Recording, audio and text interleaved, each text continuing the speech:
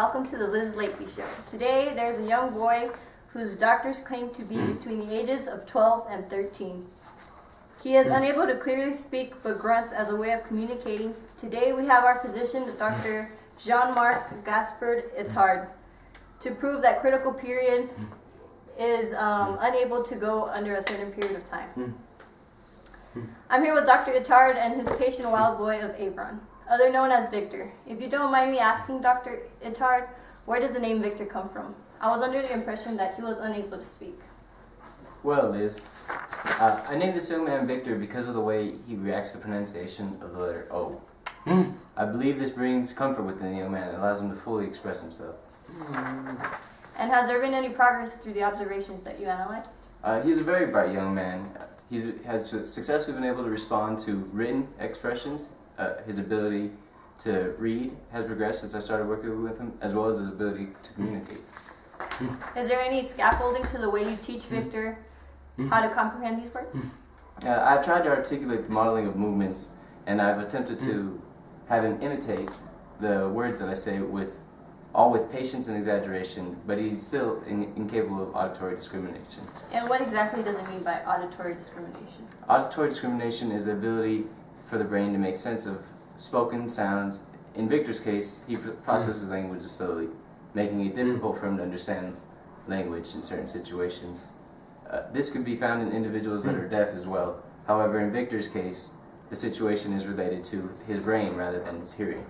Interesting, but why is it that Victor is incapable of processing information as fast and as accurate as children his own age? See, my hypothesis going into the learning process with Victor has been proven wrong. I believe that once the child has passed puberty, he would still be capable of comprehending the information and would be capable of communicating with others. But other factors need to be taken under consideration. Speculations can be made that Victor was born normal and developed the inability to speak during his childhood while he had been abandoned. You also have to consider that autism and other psychiatric symptoms that could be considered a probable cause.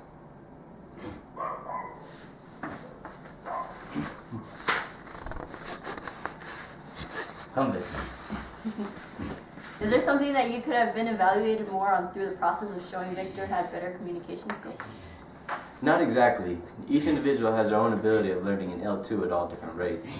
Children are considered to have critical periods because of the fact that because of their brain plasticity goes through a process of change and loses capacity to comprehend the new language. Sort of like the phrase, if you don't lose it, you lose it. So in the case, who would benefit learning from an L2 language, adults or children?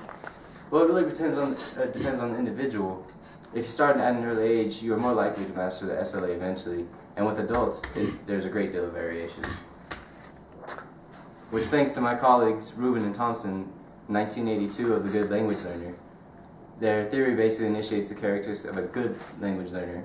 These fall into the categories of taking charge of their learning, playing with grammar and sounds, and making errors work for them.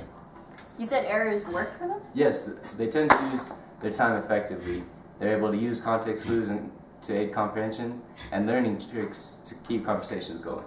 Quite interesting, Dr. Ettard. Thank you again for analyzing the critical period in L2 context. Here are some books that Dr. Ettard has published and where you can find more info on the effects on critical period and hypothesis in L2.